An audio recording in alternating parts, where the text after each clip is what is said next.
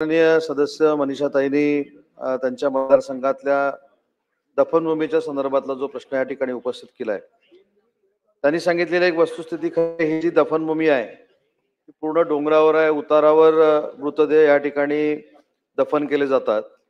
पण त्यांनी जो उल्लेख केला की यासाठी आधुनिक पद्धत किंवा माती ट्रान्सफर करण्याच्या संदर्भामध्ये जसं पुण्यामध्ये काही कार्यवाही केली जाते तशी मुंबई महानगरपालिकेमध्ये केली जाईल का?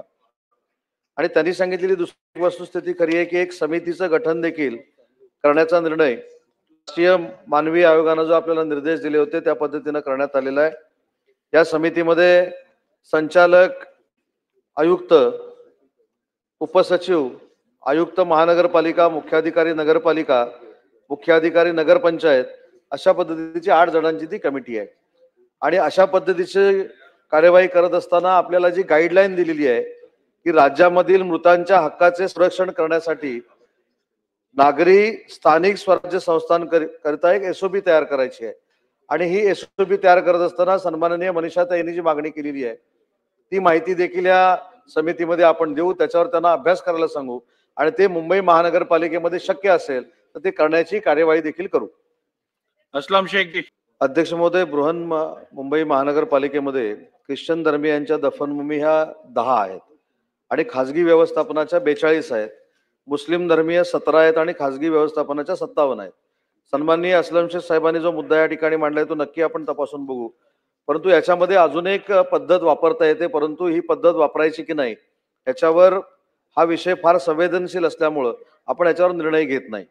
आपण पारंपरिक पद्धतीनं मृतदेह दफन करतो, पण याची जर विल्हेवाट अतिशय जलद गतीनं करायची असेल तर विषाणूनाशक प्रक्रिया काही ठिकाणी केली जाते. आणि ही जर करायची असेल तर त्याच्यासाठी देखील सर्वधर्मीय लोकांशी चर्चा करून, ख्रिश्चन जे आहेत त्यांच्याशी चर्चा करून, मुस्लिम बांधवांशी चर्चा करून ही प्रोसिजर आपण करू शकतो. पण हे दफन करत असताना आपण पारंपरिक पद्धतीनं करतो.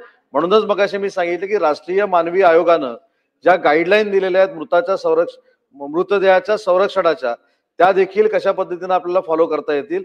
आणि आता असलम शेख साहेबांनी जो बाकीच्या जागांच्या संदर्भातला विषय या ठिकाणी मांडलाय तो आपण तपासून बघू. अध्यक्ष महोदय, सन्मान्य सदस्यांनी सांगितले त्याला मी अगोदरच उत्तर दिलेलं आहे. याच्यामध्ये सर्व धर्मीयांच्या ज्या काही दफनभूमी असतील, स्मशानभूमी असतील आणि त्याच्यासाठी जर आरक्षण रिझर्व्ह असतील तर ती योग्य ती पद्धतीने तपासून त्या ठिकाणी जर या दफनभूमी किंवा स्मशानभूमी करायच्या असतील तर ती योग्य ती कारवाई केली जाईल. अध्यक्ष महोदय, सन्मान्य सदस्य मनीषाताई, सन्मान्य सदस्य असलमबाई आणि सन्मान्य सदस्य अमितजीने एकच मुद्दा या ठिकाणी मांडलेला आहे. आणि म्हणून 90 दिवसाचा कालबद्ध कार्यक्रम मुंबई महानगरपालिकेसाठी करून ज्या ज्या ठिकाणी स्मशानभूमीचे आरक्षण आहेत, ज्या ज्या ठिकाणी दफनभूमीचे आरक्षण आहेत, ही अतिशय चांगल्या पद्धतीनं शोधली जातील. त्याला जर निधीची आवश्यकता असेल तर अमितजी बोलायचे, मी वाट बघत होतो.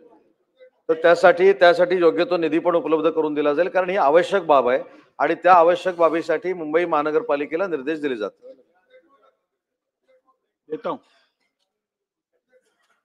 अध्यक्ष महोदय, सन्मान्य सदस्यांनी त्यांच्या मतदारसंघातल्या देखील दफनभूमीचा या ठिकाणी उल्लेख केलाय, स्मशानभूमीचा देखील उल्लेख केलेला आहे.